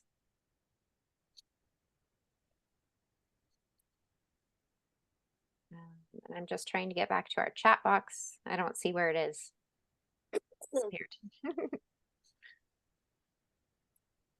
So if anyone has any question about just how they have been putting aborted baby cells into vaccines, what would you say would be the best resource to go to find that? If you search Teresa Deisher, she has a website. I think I have it pulled up right here. My brain, it's just been such a long day. I can't remember the exact name of her website, but if you look up her name, oh, Sound Choice, that's what it is. Soundchoice.org is all of Teresa Deisher's work. And she is a Catholic who's done extensive research into aborted fetal cells. So that would be the number one, I would say, if you want to find out more about aborted fetal cells. I think David has his hand up, Summer. Okay. David. I see David. I will unmute you if I can, or ask you to unmute. Both. I can wait. It sounded like you were mid-thought, Summer.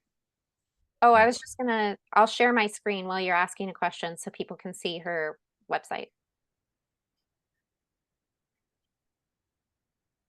What is your question? Looks like he accidentally left. Uh-oh. Here. Oops. There goes that one. I'll check the chat box and see if there's anything in there. He'll be back, I'm sure.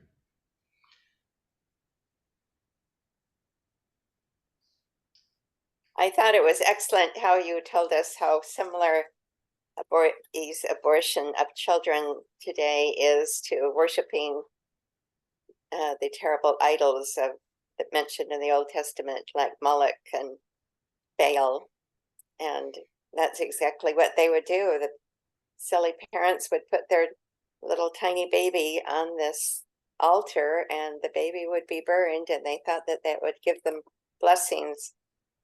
And I guess these people who are so silly to think having an abortion is going to bless their lives is so tragic. Well, the idea of putting on the innocent baby the sins of the parent in order to cleanse and wash away the sins of the parent, right? Just to make it all disappear and for their convenience, you know, to murder an innocent child is just very satanic when you think about it. And then the way in which it is done is just exactly the little baby live was put on this altar to be burned, and a living baby is cut open to take out these aborted baby parts with the heart still beating. It's just so horrendous to fathom. We're literally ripped to pieces and crushed. It's very barbaric that we allow that to still happen in today's world. And how many people have been deceived into thinking that it's just a clump of cells or just a blob of tissue, when it's obvious that it is a heartbeat with fingers and toes, and it can feel and respond to touch, and it sucks its thumb by the time that most abortions happen, which is usually about 12 weeks. That it's a full baby by 12 weeks. It's a full baby at 8 weeks. Very, very clearly a baby. And has a heartbeat at 5 weeks. So yeah. There was something Elizabeth else said of her that- baby in the womb that it leaped when she met Mary. So she, you know, it was obviously active and alive. You know, John And knows. had the intelligence to recognize that that was the Son of God inside Mary's womb. And for anyone to say that, oh, life does not really come until the baby is born and breathes. No, these little babies have intelligence even before then. John the Baptist sure. is the great example. I'm glad you brought that out, Pastor Andy. Any mom that's ever had a kick in the stomach knows that that baby knows what they're doing. I mean, they know how to find the innermost parts of your rib cage and make sure you experience the greatest uncomfort, right? The greatest discomfort.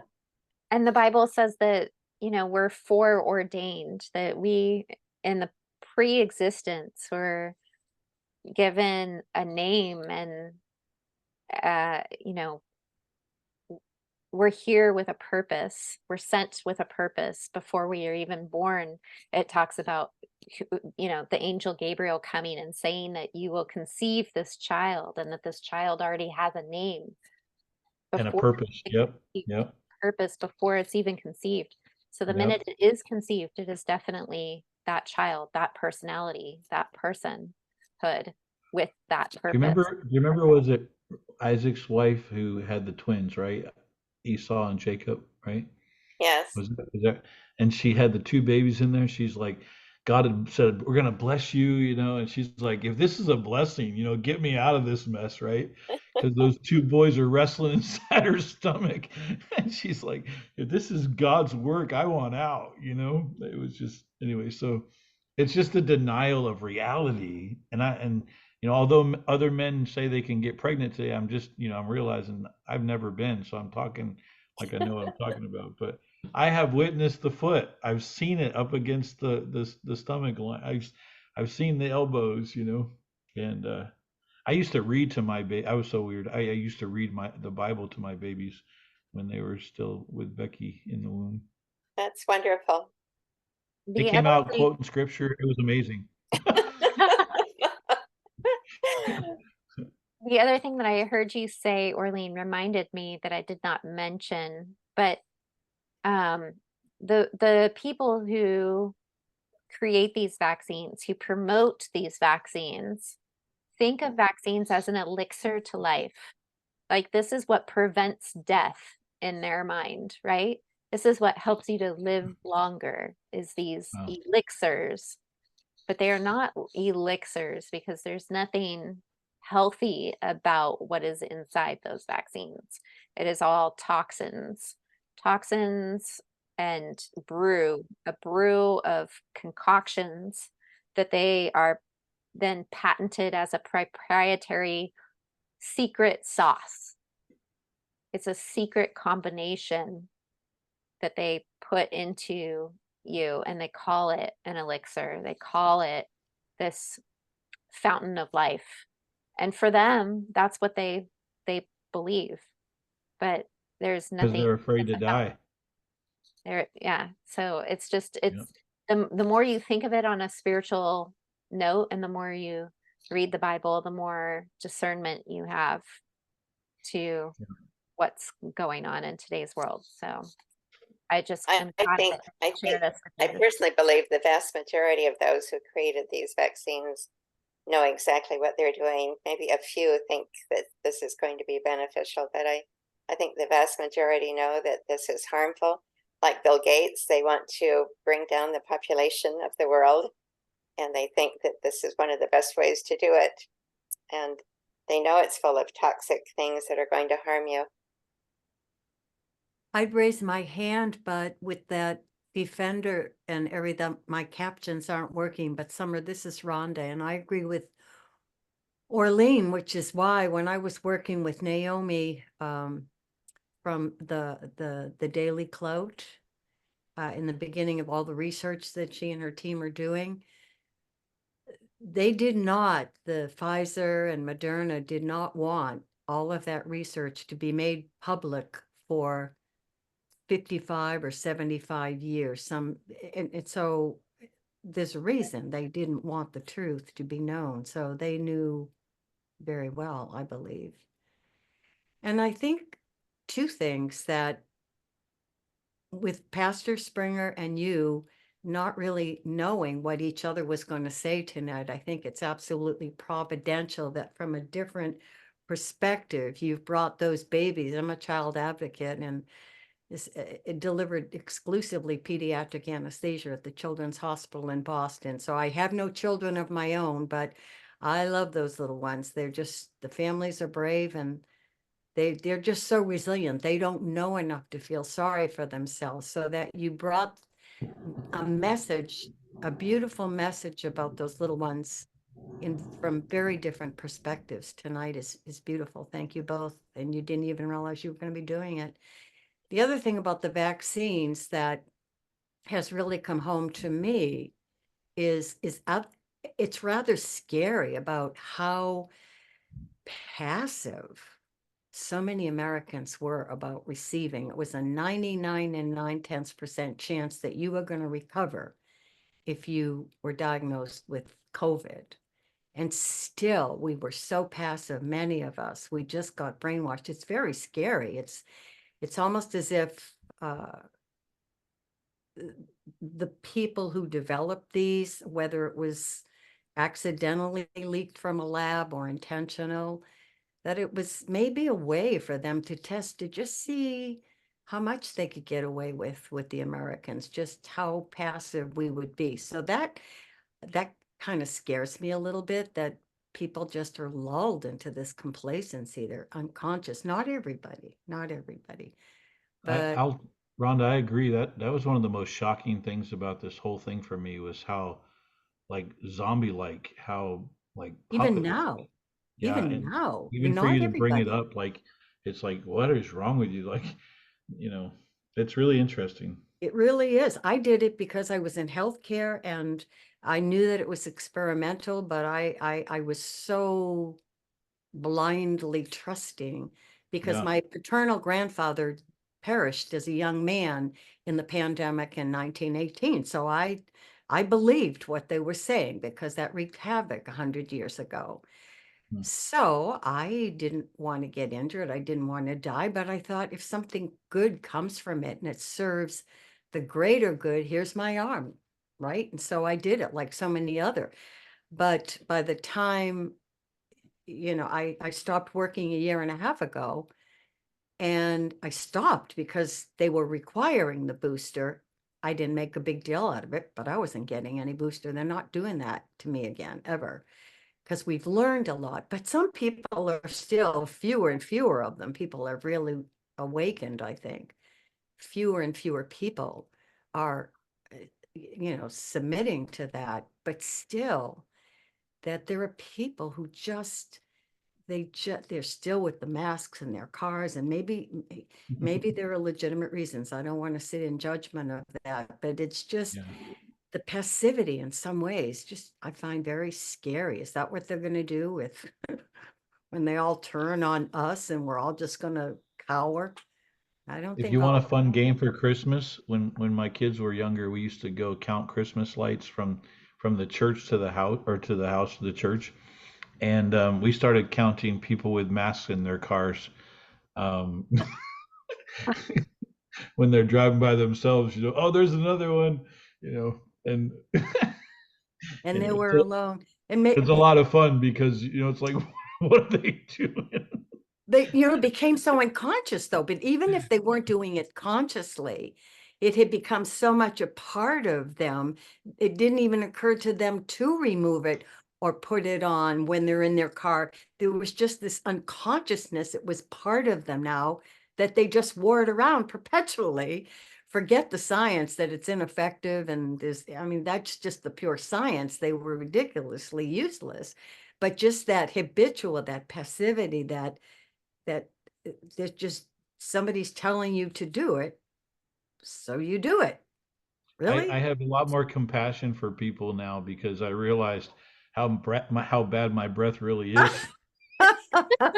Well, Because I was like, oh my goodness, I'm going to die of my own breath. well, no, alone that's, COVID. the organisms in your mouth is so wretched. And then if you're just breathing and rebreathing your own stale air for hours like that, it's like just the science is so. I'm like, was that the back end of a horse? Oh, that was just me breathing. Okay. Well, you also find out how many people have really been harmed by this. They called it maskne, so much acne that was coming, Yeah. especially to some of our Maskne. young kids. And you see scars of it now, just where that mask was, terrible acne. So it's understandable if all the terrible things are supposed to be breathed out inside our body, why would we want to capture them and enclose them in that? Exactly. Well, I No. sure hope that we will see good things in America to come, because God did not bring us this far to see us fail now. And so I feel like America is the last stand and hope for the world. And I hope that Americans will come back to their faith if they haven't known it or walked away from it, and that faith will empower them to save this nation. So on Your that, point about the pastors, Summer, Mm. your point about the pastors, we have got to pound that drum. And I appreciate you bringing that up and encouraging people to buy Eric's book. But man, that's the key. I mean, in every moment in America's history when things turned to the right place, it was the pastors that finally how our engaged. country was founded was on Pilgrims didn't float engaged, over the ocean without their pastor, right? very That's right. engaged It was pastors. his visionary idea about the new world that caused them to get on that ship in the first place. It's Yes, just a guy. America The men are founded filling our on pulpits engagement need to from wake the up. pulpit. Yep, it needs to be, and it needs to be. These guys need to wake up. Like John Wesley's position on his ministry was that the world was his parish. It wasn't the confines of that building, and it's so important for us to wake up to that. So, thank Well, you for that's why we the. love you, Pastor Andy, because you are one of those courageous ones that are leading the example for all other pastors. It's not about my intelligence or my looks. Nope. Ah, man. All right. Well, I'm closing my screen. I Well, thank appreciate everything tonight. That was really good. Thank you. Summer, thank you for You got it all so of the much to it. time, that you've invested in uncovering and on behalf of others. Very, very true service orientation, but it doesn't come easily. So thank you for investing your time on behalf of others and sharing it with others. Yes. Well, She spent all summer long doing it. She and gave years part and of this years. presentation last September for our Constitution celebration, and that's why we wanted to bring her back to give even more. So it was excellent. And you gave us hope, just what we needed at the end, Pastor Andy. I'm a hope dealer. You are. Love it. Love it. Well, Merry Christmas, everyone. Let's meet again next month for our next month's speaker in January. We'll send out an email and invite you all to that one, fourth Monday of the month. And Okay. make sure to subscribe to our newsletter if you're not on there already, so you know about all the fun events we have coming up. So definitely I will make a quick plug for April 6th of 2024. We'll be at Knott's Berry Farm for our Eagle Forum annual conference. So we hope that you'll join us, and you can find out more about that in the coming days by going to our website, eagleforumca.us. Talk to you then. Good night, everyone. We need Merry a closing Christmas. prayer, Summer. Oh, would you Pray like for us, to? Orlean. Sure, I would love to give it. Our Heavenly Father, we're very grateful for this evening. We're so thankful for Summer and Pastor Andy for their preparation and the wisdom that both of them have, and the motivation that they have given us to put all these good teachings that we have received into action. Please bless that we can remember at this special Christmas season the atonement of thy Son and all that he has made possible for us. We're thankful for the example of others who have gone before us, the example of Phyllis Schlafly, who started this wonderful organization of Eagle Forum, and for her courage and her willingness to speak out. And please help us to continue to follow her example. Help us to be mindful, especially of those in need at this Christmas season, and to be able to help them and help others. And help us to especially get the truth out about the dangers of these terrible vaccines and the after effects that are so harmful. And please continue to bless Pastor Andy as he speaks out, and help both Summer and Pastor Andy, if they are going to be running for positions, that they will be able to have success in all their endeavors. And we ask this in the name of thy Son, Jesus Christ. Amen. Amen. I have announced